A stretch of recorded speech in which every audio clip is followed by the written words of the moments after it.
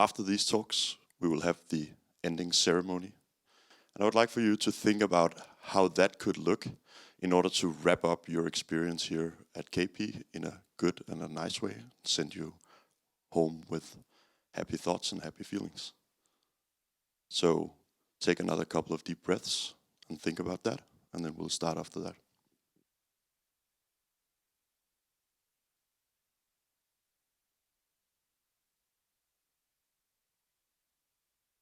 Okay, I'm gonna go ahead and wake you up again.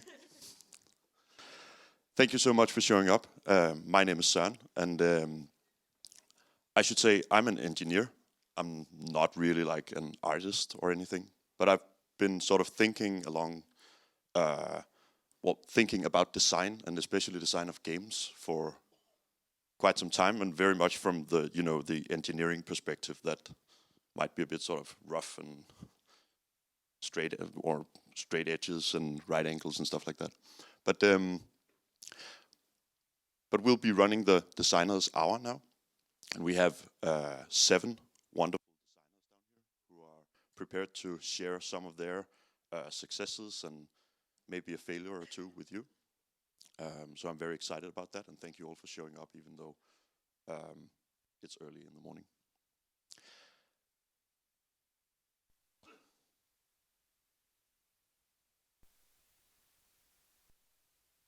Wonderful. Okay, if any of you want to leave or feel like you're wasting your time or don't really feel like being here during these talks, you're free to leave. That's totally fine. Maybe please do it when we're changing between the different speakers, because there will be a lot of them. And questions needs to be postponed till the end or after the talks. We don't have time for that during the talks. Thank you. Okay, so this is about endings, and I will propose that endings are the most difficult times important design elements in our games. You don't have to agree with that, but I think it's true. If you could sort of multiply the importance and the difficulty of designing something, right, the endings will have the highest score there. And the reason why I think so is, first of all, for the importance. You could sort of feel intuitively that the ending of something is probably an important part of it. Also, we usually have these design ambitions that, we need the endings to be meaningful. We need to sort of underline the central themes of the story. Also, I think, I'm not sure about this, but I think stories are sort of constructed subconsciously at the very end of our experiences, where we sort of string everything that just happened together in a meaningful narrative. It can also happen around defining moments in a game or in a narrative, and probably at other times. But at least I have the experience that I tend to construct the sort of the narrative of my experience at the very end of games. So how you design that ending becomes extremely important for me, stringing my narrative together and forming a coherent sort of experience of the whole thing. And also, I read somewhere that 80% of what it says so. 80% of what your players remember is the last 20% of the actual experience. So maybe you could focus very much on the ending, and you'll probably be fine at least for 80% of it. So this is why endings are important. Also, I think endings are extremely difficult. One thing is timing. We need to sort of wrap up everyone's stories more or less at the same time, at least with some of the classical endings that we're writing for games. And this is difficult because stories are out of sync. Unless we have a very sort of tight control of everyone's narrative in a game, people will probably be sort of a little all over the place, and their story arcs will not sort of end at the same time. Because timing is difficult, and if we have a lot of players over a lot of days, then they will be out of sync. So that's one thing. That's the timing of the endings. The other thing is something that I chose to call thematic diffusion. It's something that I developed along with Jonas Trier, a friend, 10 years ago. We called it social diffusion back then, but I'm not sure it makes sense. And I'll try to sort of go through that a little fast-ish. we think that players stop experiencing the same story shortly after any game starts. So this is sort of seen from a organizer or a designer perspective. Say we have the runtime of the game down here, and we have sort of different themes or maybe narratives or genres here. It's kind of an abstract axis, but bear with me. And then we have some a starting point of a game, and we have sort of the main theme of the game as envisioned by the designers. And now we add some players, and we let them, some part of the runtime will happen, and the players will be sort of here, theme-wise. So their themes are sort of spreading out a little, and this is why we call it diffusion. It's sort of an organic, maybe sort of a more or less, it sort of happens on its own and not really directed, but you can kind of sort of steer them a little in the same direction. And then as time progresses, players will sort of diffuse even more thematically all over the place. And at some point, some of them will sort of end up outside of what you actually thought this game would be about. And there are different ways of solving that. You could set up barriers, you could send in NPCs sort of reminding the players this is what the game is about, or you could do act breaks, which I think is a more sort of elegant or at least efficient way of doing it. And then you can sort of try and move the players back inside kind of forcefully somehow, or at sometimes at least this can feel like quite forcefully. But players will play their games, and I think an important point someone pointed out to me is that to this player, this probably looks like a perfectly straight narrative that makes a lot of sense within the themes. So this is not to say the players are doing it wrong, it's just that they are doing it in a different way than you thought they would. And over time, this will be pretty messy, and you can set up new barriers, and it's not really working. And then you realize, oh, there'll be an ending at some point, and you thought it would be there. Maybe this player is definitely not aiming for this end. Maybe this player is not even aware that this is where the ending has to take place. He or she is obviously playing a different story than you thought they would. And if you fail to tell them, this will just continue. And at some point, when the ending draws close, you will have to force them back to here if that was what you planned. And this thing is a violation of the player's narratives, of the player's sort of part in creating the experience. And I think this is one of the main reasons why endings are so difficult to design. And how do you solve it? I'm not entirely sure, but I have 7 wonderful people down here who will share their experiences with solving it. I think you could try to control the player narratives during the game, put in act breaks or other kinds of pacers that will sort of make sure that everyone are sort of at the same pace in the game. And also, I think you could do something with designing open endings with wiggle room for different types of stories ending at the same time. Right? Maybe, hopefully. Okay, moving on. I will tell you a little about a game that I co-organized. It was called Morgenrøde, Red Dawn, something like that. It was about a hippies commune in the 70s. Language and music was essential to this game. It was about the Danish hippie movement. These are the players, and we had this little communal place that looked like a hippie commune from back then. The important other thing to tell about the game before I start talking about the ending was that we had an act structure where the first act was like this optimism of creating a new commune and a new tomorrow, and the optimism that was present at the beginning of the hippies movement as well. Then we had sort of the next act, which was everyday conflicts are happening. Things are starting to not be as exciting as it was at the very beginning. And the third act was like the breaking point. This is where we realize why this commune will fall apart. And then we had an epilogue, which was basically a 2-hour-long ending, and that's what I'm going to talk a little about. So the design goal with the ending was to remind the players of the central theme and rehash the thing that music and language was important in this game. Also, we wanted to enable asynchronous endings. We needed players to actually be able to leave the game at different points in time, because we realized that their stories might not be ending at the same time. And we needed to enable different outcomes of these stories. So some could be optimistic and some could be pessimistic about the future after the game. And what we did was, well, we had the act structure with the epilogue, which was this prolonged ending. So after the breaking point scene, which was an evening act of a party that sort of went wrong, we had the epilogue, which was the morning. It was not necessarily the morning after the party, but it could have been, and it didn't really matter. But this was the last day in the commune where these people had breakfast together one last time and left. So we told the players in the act break, you have 2 hours, you need to leave the place within 2 hours, and there is breakfast, and that was basically it. And yeah, so they could leave and move on.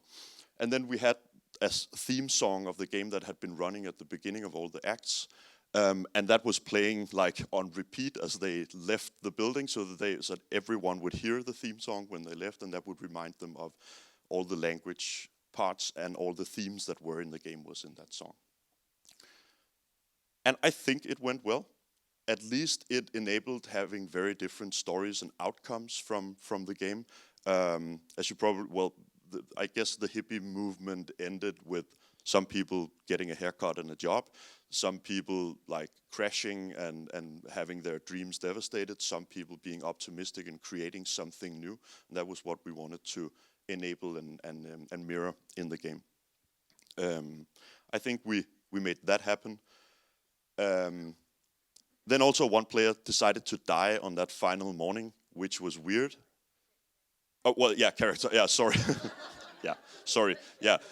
That was a weird, lighthearted way of telling a very traumatic story. No, yeah, sorry. One player decided that her character would die.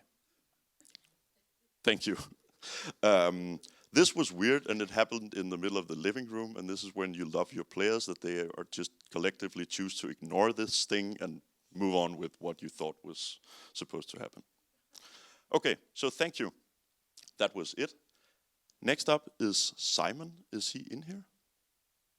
Simon is not in here. Then I think we will move on with Olde Nyman.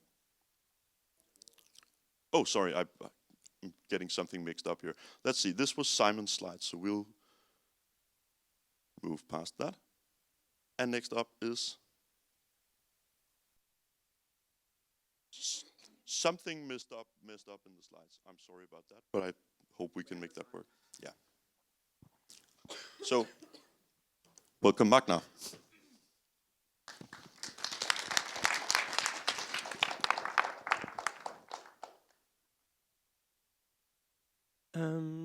Yes, so I don't have a computer in front of me, as I usually do when I hold presentations, so I'm going to look at what's happening up there as well. I'm sorry about that. In 2013, I designed Heist together with Natasha and Dominika at the Larp Writer Summer School. And it's a LARP I proposed we would write that is inspired by some of my favorite movies. One of them is Killing Zoe. Killing Zoe is a trashy B flick about a bank robbery that goes horribly wrong. And Reservoir Dogs, which is also about a bank robbery that has gone wrong, not as trashy as Killing Zoe. But they tie together. It's the same movie. They have something in common with these board games that I really, really don't like playing. And that is that there's the traitor is at the center of the story, at the center of what's going on. And the fun of these board games is to sort of figure out who the traitor is. How fun the game is depends on how difficult it is to identify the traitor. So if it happens like at the last possible moment. That's when traitor games are really good. This is Lady Gaga, known for her poker face. I don't have a poker face. If I play a traitor game and I'm the traitor, everyone immediately knows I am the traitor. So the games don't last very long, which makes them less fun for everyone. And this also happens when I'm not the traitor. Everyone just assumes I'm the traitor, and then I get killed. And when I get killed, I can't play the game anymore. So that's not fun for me. So I've been like, after I had a session where it was an evening where everyone just wanted to play traitor games for the whole evening, and everyone had fun except for me. So I was like, I want to make a LARP where I can be the traitor and I won't even know I am the traitor. If I don't know I'm the traitor, I can't lie about not being the traitor. In fact, what if no one knows who the traitor is and the game is about a traitor? That's a LARP I want to play. So that's the LARP I proposed we designed, and that's the LARP we designed. This is a very nice flowchart of what it's like to play the LARP. First four boxes are sort of the workshop. You also play the workshop. It's sort of board game-like. You get handed out characters, and then you plan a robbery with a schematic, and then you fuck up the robbery, and then you take out an envelope and you pull out who the traitor is. But you don't look at that note. That note is hidden. And then you play the LARP, where everyone is fighting about over who the traitor is. And then one of the players, the one with the gun, only one has a gun, he gets a call from the boss, and the boss tells him who the traitor is. And then he shoots the traitor, and everyone is surprised. And, you know, mission accomplished. Is that good enough? No, it isn't. Because some movies are trying to establish something, and then they have really unsatisfying endings, and they go from okay to bad. So instead of ending it where the traitor dies, like the traitor games does, we put in flashback scenes in the end. So we got to establish context and figure out, like, why did the traitor trait? Is that maybe more important or interesting than just who the traitor is? I think it is. So we did that. And then we jumped back to right after where the traitor had been shot. And then it was a Mexican standoff. And then the LARP doesn't end until everyone is either dead or has left the hideout. And that's a really good ending. That's a lot of fun, because then it has a good context that makes it fun to play. So then it's Blues Brothers. It's not Rogue One anymore. So it's a LARP about the traitor that's really fun to play, that I can play even when I'm the traitor. And the ending is great because we chose to make it not when the traitor was revealed, but something else. Thank you. Thank you, Magna.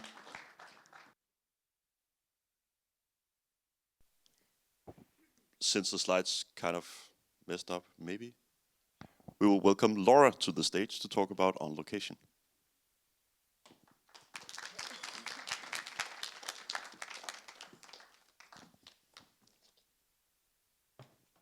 Hi, thanks for coming, considering how early it is. For anyone who watched the Nordic Larp talks, I spoke a bit about On Location. Me and Mo spoke a bit about On Location and about how we designed the entire game. And now I want to talk about the ending. And something quite interesting about the ending is because it's quite open to interpretation by the players, it's something where players can go off on their own line, their own trajectory, and still have an ending that's meaningful for them. So On Location is a game that ran last December and will be running again in the summer. It's about a group of crew and actors on a film location in 1932, waiting for their director to arrive. And spoiler, the director doesn't ever arrive. So it's about a group of people who have designed to, the characters who have been designed to have quite toxic relationships to themselves, to each other, toxic backgrounds, who are in this cycle. They come into the house, they have enemies, they have friends, they're forced into confronting things. And they're all quite archetypical. and they are stuck in this situation. So the ending is basically about whether they remain stuck for who they are as people or whether they move on. And the good thing about it is it's up to player interpretation, so it can work for them.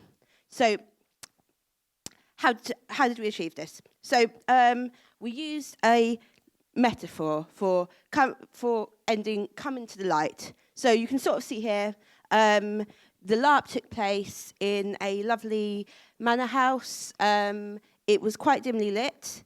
The doors were shut and players played for 2.5 days.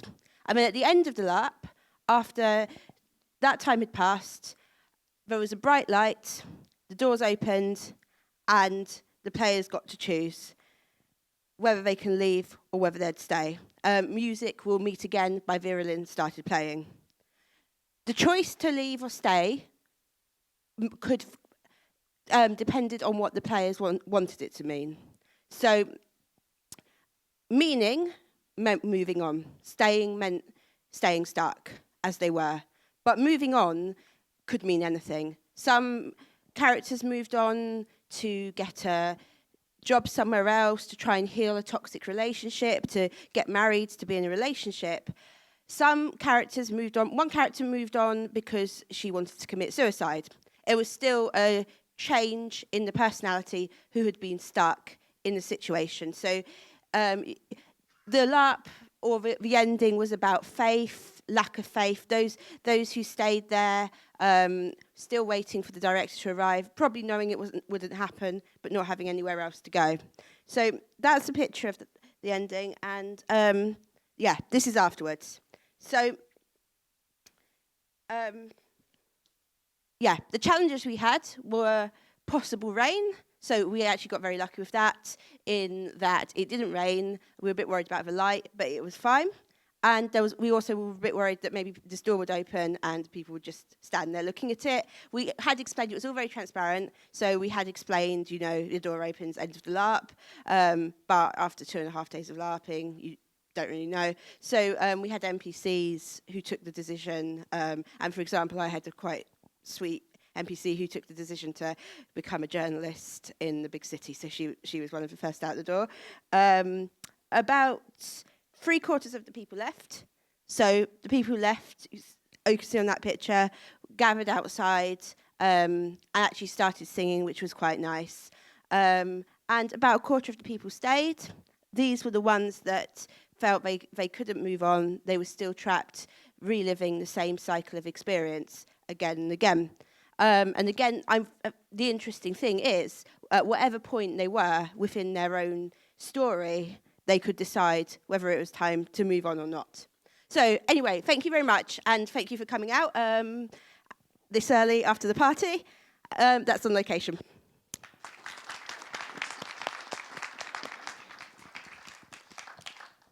Thank you, Laura. Next up, I think, is Olive then? Yeah.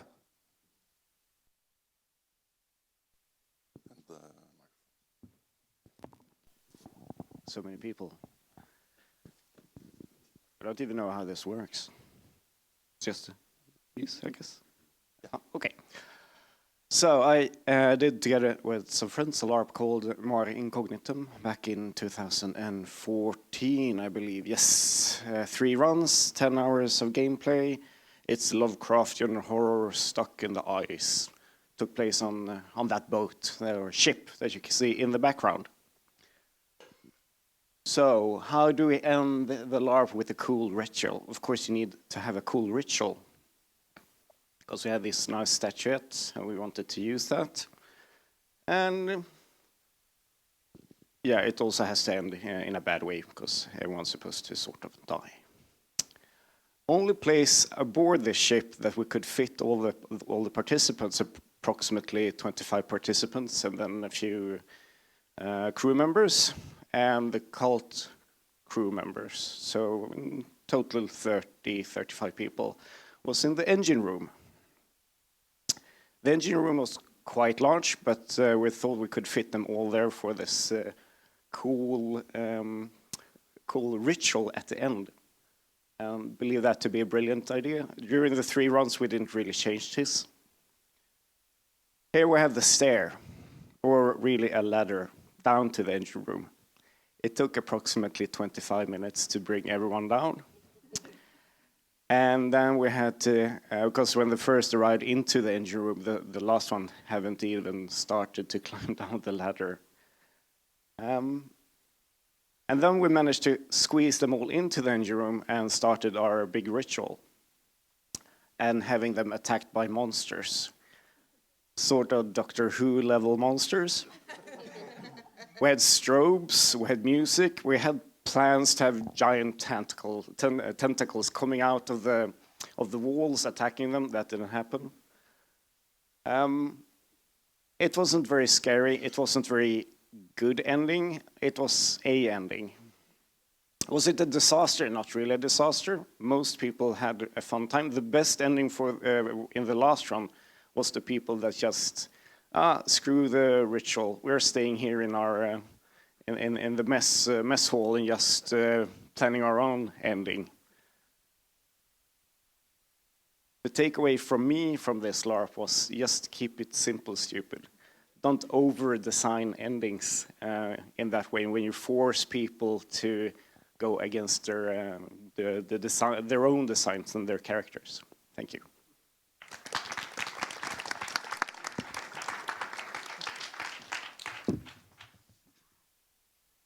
Thank you, Ole. And next up,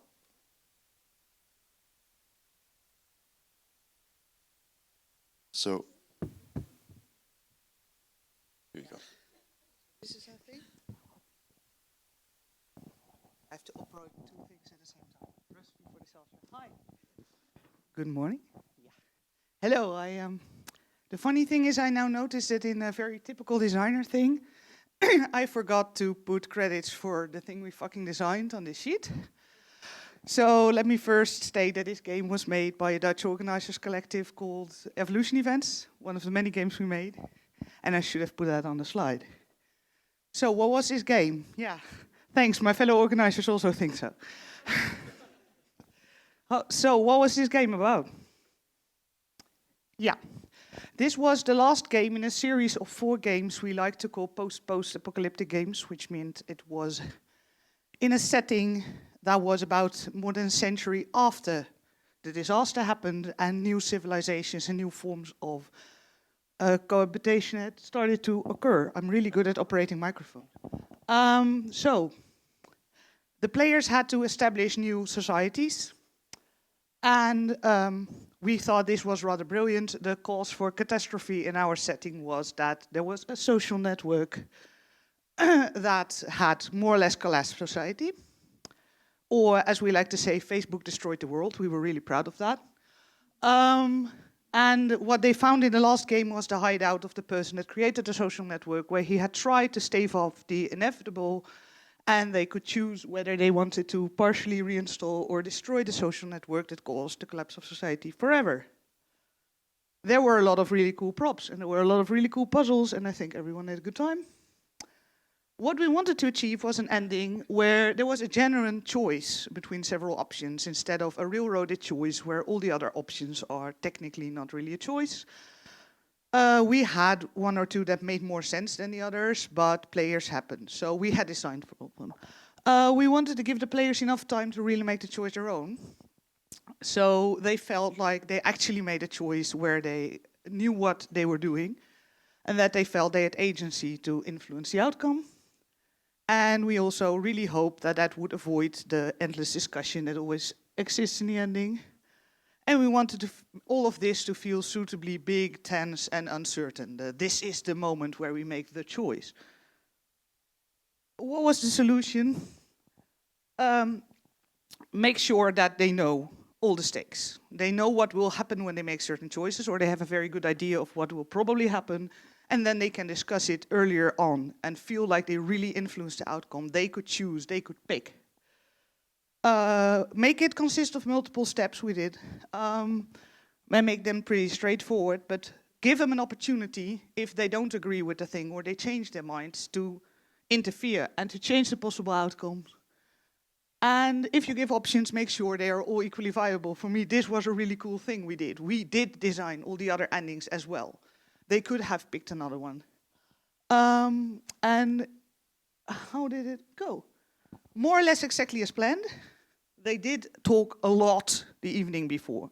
So they made a really good choice. They feel like they made a choice that they could all more or less get behind. And they could go through all the motions, through all the iterations and the steps, and make their decision. So I think this went really well. I was really proud while it was happening.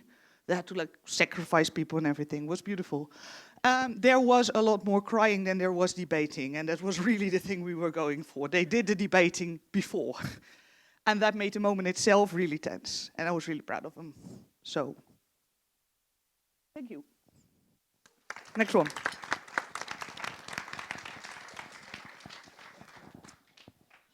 Thank you, Karin. And next up is Muriel. That one. Hello. So I'll be talking today about my game Dreams of Absinthe. It's a game that is one of the classic of the French Romanesque style. What is it? It's a kind of game that is very character-based, and where all the narrative is driven by characters' backstory, intricate relationship, conflict and drama. This game is set in Germany in 1924 and sets up characters who are old students and are throwing this big summer party, except that it's taking place in one of the organizers' old family house where all the family secrets are buried. And it's a way for them to explore all that has been kept secret during all this time while sorting out their own conflict and their own doubts about what their future is going to be as young people in a very troubled, conflicted interwar time. My objectives here were to end the game on a high note, avoid this phenomenon of participants having ended their relationships and intrigues and just drifting slowly off game. So I wanted to have a clear signal, to have also a sense of closure. It is a kind of game that has secrets, family secrets buried, so I also wanted for the participants to have a way to uncover all the secrets and have no frustration about failing to discover this or that element. And have a clear ending signal for everyone. The solution that I got might sound a bit heavy-handed, but in this circumstance it worked. I will call it death by NPC. So what happens is that the kids decided to use the family house without telling, and the mother finds out, and about when most of the intrigues are underway on the Saturday evening, at some point, mother discovered that they have been using the house against her will, comes up with a couple of servants, throws a screaming fit and screams that she wants everyone out of her house within 30 minutes. So it works as a diegetic event. It also works as a meta signal for participants. You have 30 minutes, and then after you go, then participants, once they leave the house, go to an off-game space, and then I would read a small text that would read as a broadcast to tell what happened in the rest of the year, so that they know the future of their character. This scene worked quite well. It achieved what I wanted because it was very emotional for the kids and the mother and all the people who had questions. Then all the secrets get revealed, so there's also this big sharing moment. It managed for a smooth ending because everyone goes off game, then they get all the information they need, ending music, everyone's happy. So as it was, and the ending is controlled because you've got your NPC, you start the final scene when you feel the rhythm is good for this. Some limitation, it has been used a lot in this type of game, so it has become a bit cliche, a bit expected by players. The 11th hour visit has become sort of a trope, so now we're starting to live from it and have more smooth transitions, and can also be seen as a bit brutal sometimes. There has been a few player frustration saying, oh, I could have kept playing 1 hour or 2 hours, but here the choice was rather to cut it short and end on a high note rather than have a slower drift. So death by NPC, it can really be useful. Thank you.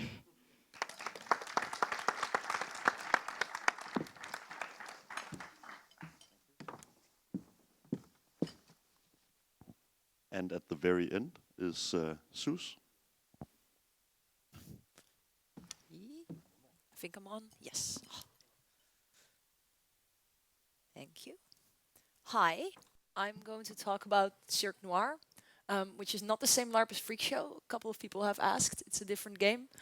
It was designed by a group of Dutch LARP organizers, some of them very experienced, some of them completely new. And I wanted to credit them all, but putting 16 names on the slide was just not the thing. So it was a game about us versus them. All the players were members of the circus troupe, of the carnival troupe. And all the NPCs were playing outsiders. We chose this very, very, very consciously. It's set in the 1927, just outside of Chicago, where the circus has put up its tents for the winter. And they're going to do one final show before they will pack up and they will stay the winter in their little farmhouse, where they do that every year. Besides the us against them theme, it's a game about the skeletons in your closet and what you're going to do with them when they come knocking on your door. It was a LARP that introduced a couple of new things to the Dutch scene, including workshops and debrief techniques, and the presence of a black box during the whole game for vision scenes and other paranormal things. We decided to stick to a lot of things that players already knew while introducing some new ingredients, because we did not want to overload them with new things, because new things can be scary. And one of the choices we made was to use music as a very clear time in and time out signal. As in Dutch LARP, it's more common to just yell time out, and we did not want that harsh cut at the end of the game. What we did not realize at the time is that our players are not used to music as a mechanic. So although we introduced them to the concept in the game and we had built in a starting NPC straight after the music started, we had instructed an NPC to start the scene, because we weren't sure how players were going to react. So they went in straight, somebody gave like the signal, like play has started. That worked really well. And we had explained to them that when the music started, that was the moment where you started de-rolling. But when the moment supreme was there and the mob came, we designed 7 possible endings combined with all the issues of the game. And we weren't sure what party was going to show up at their doorstep, but some party was probably going to show up at their doorstep. In the end, it was the mob. They arrived. And we had spent a lot of time getting these people closer together, getting this carnival to feel like an actual carnival. But what we had not expected, that when the mob actually arrived, half the players ran. They went into the forest. They said, no, we're not doing this. We're running. We're going away. So we were like, that's fine. We sent an SL with them, a game master with them, with a microphone so they could play the final music. And then the players who stayed got into a confrontation. And when they started playing the music, and I've talked to a couple of players about this later, they said, we realized that we only had 3 minutes to finish this game. So instead of starting de-rolling, they saw it as a chance to make a splash as an ending. They ran the mob. We had not seen this coming, nor did the NPCs. And I've spoken to a lot of players about it later, and they said this was the best ending we could have had, because the stakes were there, and we knew we had those 2 minutes, and we knew we were going to end on this emotional high. And it was the best. And I was like, that's another way of doing this. I would have never, ever considered doing it this way. But if this is how it works for me. So that's how we ended Cirque. We'll be rerunning it next year. I wonder what my players will do to my music that time. Thank you.